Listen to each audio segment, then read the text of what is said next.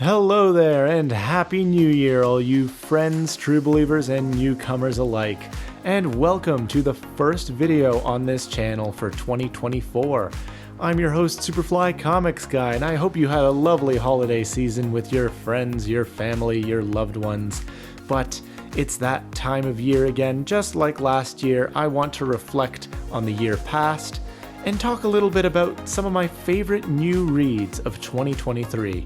Open up a discussion with you guys and introduce you to some of these books. Maybe you're newer to my channel and maybe you haven't checked out some of these videos. So this will be a nice little highlight reel of the year past. Now the one rule is that these are new reads only, so I have to have read the book for the first time in 2023. So that automatically disqualifies some books if I've read it before. Now, just because I've done a review of a book in 2023, it may not be eligible for this list, but if a book is on this list, there will be a review for it on the channel that you can check out. So if you enjoy the video at any point, you know how to show it. Feel free to leave your own thoughts, tell me about some of your favorite reads of last year, and remember, when we hit 1K subs, I will be doing an omnibus collection tour, so stay tuned for that. But for now, let's dive into some of my favorite reads of 2023. Alright, so kicking off this list today, the first book we have is Injustice Volume 1. One of the best dust jackets that DC has ever made, by the way. I just love the way the spine on this looks. But anyway, I'm not here to talk about how the book looks like or anything like that. I'm here to talk about why I put this book on the list, why I liked it so much. So, let's start off. The Injustice universe. Now, this is an alternate universe. It's actually based on a video game series by the same name, Injustice: Gods Among Us. Now, in that video game, something happens to Superman that sends him over the edge, and he ends up killing someone. And that specific event really changes him, because the games flash forward 5 years later, and we see that Superman has become this ruthless dictator. He'll do anything to stop crime, but, ultimately he becomes the villain himself. Now, this series, Tom Taylor gets to explore those 5 years leading up to that event, those events of the video game. And man, does he have a lot to work with. It's so rich, this story. You get to see the progressive fall of Superman, the collapse of a friendship between Batman and Superman, because, in the games, the video games are it's a fighting game series, so you need to have a reason for why these heroes are fighting each other, and this explores that. They're not just on opposing sides right away. They try to talk it out. They try to, listen to each other, come to an understanding, but it's just so heartbreaking to see all these alliances fall apart. And the scope is just massive. Really, the whole DC universe gets involved. It starts out pretty small scale, starts with the Justice League and the Atlanteans, but then eventually we move on to the farther reaches of space, the Green Lantern Corps get involved.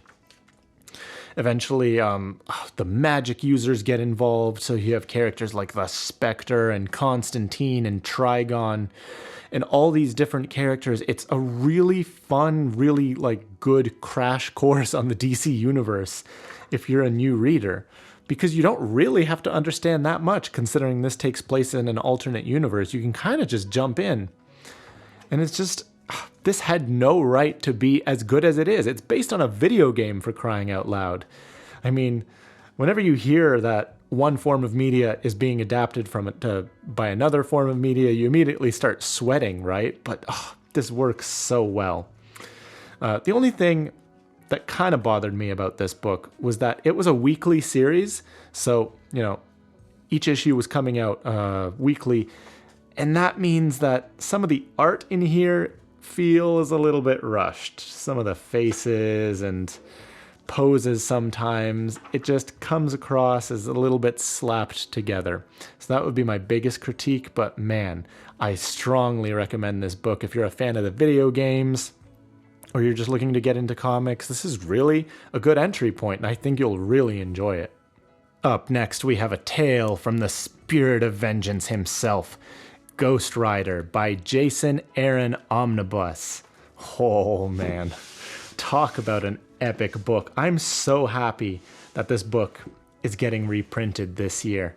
Like, this was out of print for such a long time. I'm so happy that people will get a chance to pick this up, read this story, and find out just how epic it is. Appreciate these Marko Djurdjevic covers. Just, oh, so good. So if you don't know what this story is about, this omnibus collects the entirety of Jason Aaron's run on Ghost Rider. And the main idea here is that Ghost Rider, Johnny Blaze, has discovered that the source of his powers didn't actually come from hell, but they came from a rogue angel of heaven named Zadkiel. And he's out to get his revenge on Zadkiel. But it gets a little bit more complicated than that. Like, a rival Ghost Rider appears that begins siphoning power from other Ghost Riders to try to fuel Zadkiel's power. Johnny Blaze ends up having to team up with these other Ghost Riders to fight back against Zadkiel. Yeah, that's the thing. Ghost Rider isn't really a single person. It's more of a title. So you get this sort of like team up of previous Ghost Riders or Ghost Riders from around the world. And oh god, Ghost Rider is just such a cool character, man. Like I said in my review, if you just want to have a good time, watch Ghost Rider kick some butt, use his Hellfire Blast, his Pennant Stare, spew off badass one-liners, then this is the book for you. It's just raw, badass, action-packed adventure. My one complaint, once again, I think the art is a little bit rough in here. Like, it was fine overall. Like, it got the story to where it needed to go, but I think the art could have been so much better in this omnibus. But definitely strongly recommend this one, especially when the reprint comes out. Up next, we have the big green warrior himself, Hulk, featured here in the Planet Hulk Omnibus. Now, when I read this story, I really enjoyed it, but I didn't think I'd be putting it on this list. But then when I was reflecting on the books that I wanted to put on this list, this story just kept popping back into my head. I should say right off the bat, I'm not really that big of a Hulk fan. I never found him to be that interesting of a character to me personally. But this book demonstrates what a deep, compelling Hulk story should look like. The general gist is that Hulk is sent to he's sent by other heroes to a violent planet named Sakaar, where he is actually enslaved and forced to fight in sort of a gladiatorial combat arena. He ends up finding himself amongst a band of misfits. Also powerful warriors like him, but misfits nonetheless. And they end up having to work together to orchestrate a rebellion and, break free of slavery, abolish this sort of tournament that's going on, fight back against the monarchy that rules this planet. And it just, for a Hulk story, it delves into a lot of interesting themes like found family. Is this where Hulk truly belongs? Is he even a hero? Does he deserve happiness? Or is he doomed to just be a rage-fueled beast? So many interesting themes and so many surprisingly hard-hitting emotional moments in here. And the art I definitely really, really enjoyed in this omnibus. My one complaint is that certain characters, like this alien race of pink people, Sometimes they're drawn a little bit too similarly. It can be a little tough to distinguish them. But otherwise, really, really solid stuff here. The writing is fantastic. If you enjoyed Thor Ragnarok, that movie borrowed some plot elements from this story. So I'd strongly recommend checking this out if you liked that movie. Now up next, I'm pretty bad at picking favorites, but this very well might have just been my favorite read of 2023. The Amazing Spider-Man Omnibus by J. Michael Straczynski, Volume 1. Oh, dear Lord, I loved this book so much. I made a very long review of this book, and I might end up talking a long time about this book in this video too. I'll try not to. I'll try to keep it as succinct as I can. But this is just such an excellent starting point for reading Spider-Man, because this collects the Amazing Spider-Man series that was taking place in the 2000s. We have a more mature Spider-Man here, because this is around the time where Peter gets a job as a science teacher. So he's kind of bestowing his knowledge of science to a bunch of high schoolers. And there's just such a focus on a friendly neighborhood Spider-Man here, which I feel is so important. The character relationships in this series are fantastic. By this point in time, Peter and MJ have been married, but right now they're separated.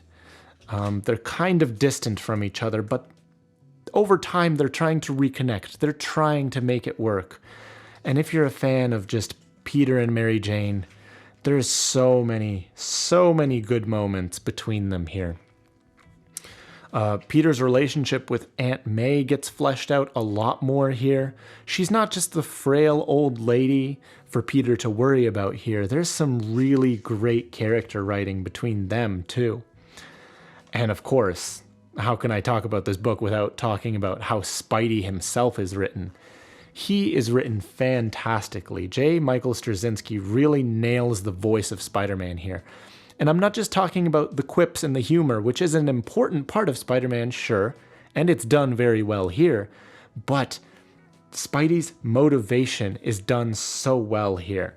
How he will not give up. Like, I love this quote right here, which I talked about in my review, but this panel right here summarizes so well the character of Spider-Man. How he'll always try, he'll always keep trying. He'll get knocked down, but he'll always get back up. He'll always fight for the little guy. He's always wanting to make a difference, try to do what's right. It's just so inspiring. And what this book also nails is the conflict, the dynamic between Peter Parker and Spider-Man. Those two worlds colliding and kind of overlapping with each other. Because yes, Spider-Man has to go out. He ends up, getting his butt kicked by all these different villains and stuff. But then the next day he has to go to his job and teach these kids, and he's looking out for them, he's teaching them, but he's also like roaming around his neighborhood and keeping an eye on the civilians, helping them out with their problems. It delves into things like, what happens to the families of the bad guys that Spider-Man's putting away. Because yeah, he puts away these supposed criminals, but then, at the end of the day, these criminals were just trying to provide for their own families. What happens when they're gone? And that kind of perspective is just so interesting. Now, some people view this run as being a little bit far-fetched in terms of the story at times, because there are bits where it sort of plays with the origin and lore of Spider-Man's powers. But the important thing is that it nails the fundamentals of Spider-Man. The quips, the worlds colliding, the responsibility, the motivation, the stubbornness, the intelligence. It's so well done, man. I had such a blast with this book, just steamrolled right through it. There is, unfortunately, one stinker of a story at the very, very end of this omnibus, but honestly, that's okay. The rest of this book more than makes up for it. So if you're a new reader looking to get into Spider-Man, if you're a fan of the movies looking to get into Spider-Man, I strongly, strongly recommend this book. Now up next, if you want something fun, something silly, something zany and crazy, this next book has you covered, because I'm talking about the Harley Quinn Omnibus Volume 1 by Amanda Connor and Jimmy Palmiotti. Let's dive into this. Man, this is just, like I said, such a fun book. It takes place during the New 52 era, which is from the early 2010s, and it's kind of like a reboot of Harley Quinn. In this, she has separated from the Joker. She's going off on her own, and this sort of chronicles those little adventures. Now, I had read the Deadpool Omnibus by Joe Kelly earlier last year, and I was really looking forward to that book. I just wanted it to be a fun little fourth wall breaking, just enjoyable adventure. And I ended up being really, really disappointed overall by that book.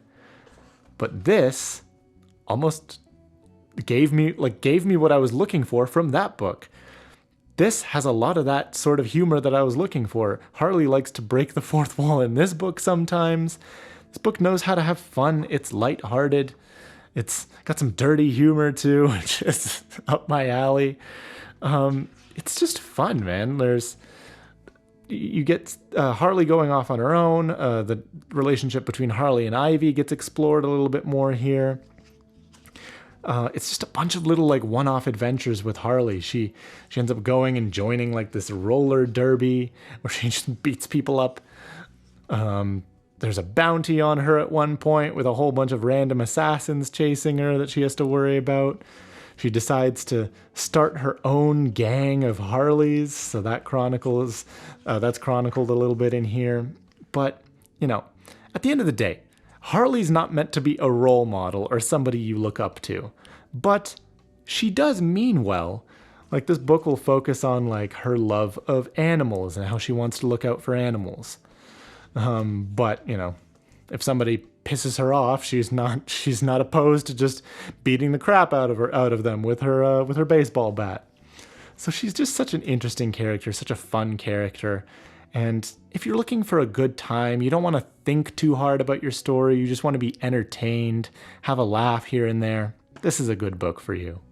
Now, if you're a fan of Harley Quinn, I would also recommend the Batman Adventures Mad Love Deluxe Edition and the Harley and Ivy Deluxe Edition. I just wanted to shout these out as well, because these were just a good time. They're based on the Batman animated series. They got that same art style and everything. So that just took me right back to my childhood. Mad Love is more of a Harley Quinn origin story. It deals with the sort of abusive relationship between her and the Joker. And then Harley and Ivy, this deluxe edition is just some one-off adventures between these two characters, covering their dynamic and some of the heists they go on. But yeah, lots and lots of fun here. And one final book to close us off, we have the Lethal Protector himself, Venom, in the Venomnibus by Donny Cates. Holy crap, was this a good read. Very similar. Give me a very similar feeling to that Ghost Rider omnibus that I talked about. Oh, this was so good. Venom as a character hasn't had the best comic material ever since he went solo.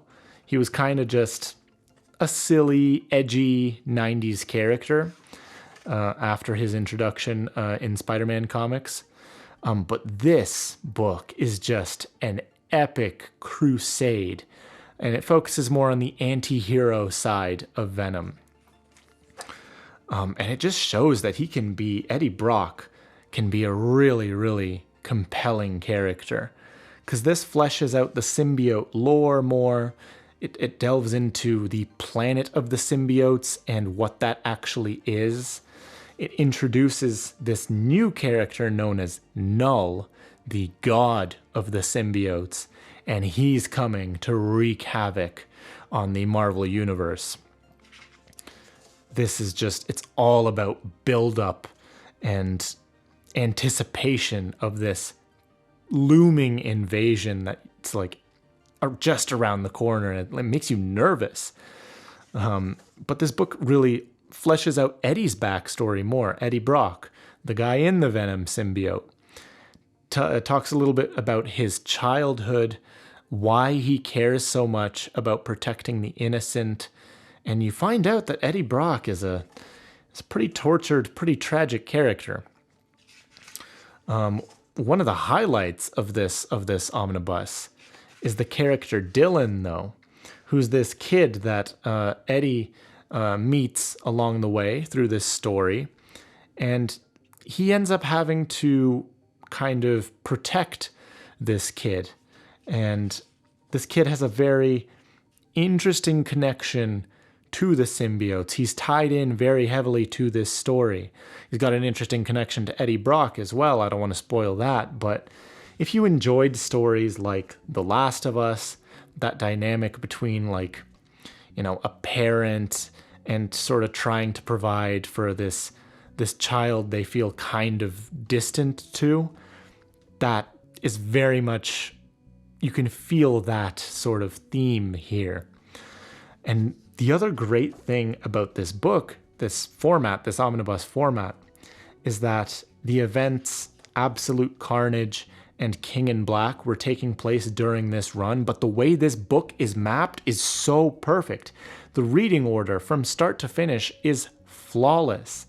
You don't have to worry about looking up, which issues you should read when. You just read this from start to finish. It's a perfect mapping. You'll understand everything.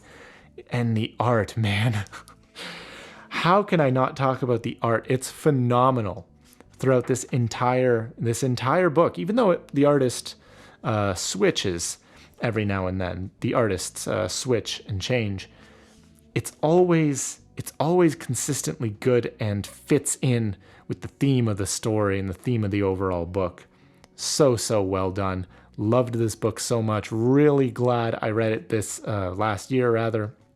And if you enjoyed the Spider-Man 2 game on PlayStation 5, I would definitely check out this book, because certain elements of that game borrowed stuff from this story, and I think you'll find it really interesting to explore more of that in here if you enjoyed that game. But alright guys, that'll do it. These were my favorite new reads of 2023, in no particular order, of course, just some of the ones that came to mind the most when I thought about the books I enjoyed last year. But hey, you let me know, what are some of your favorite books that you read last year? Do you agree with any of my picks here? And let me know which books you're looking forward to picking up this year. And hey, if you want any more detail about any of these books I talked about, feel free to check out some of the reviews I've done of them on my channel. Let me know what you thought of those. But thank you so much for joining me today, guys. I hope to catch you in another video real soon. So, you have yourself a great day. I've been Superfly Comics Guy, and until next time, keep reading. Bye-bye, guys.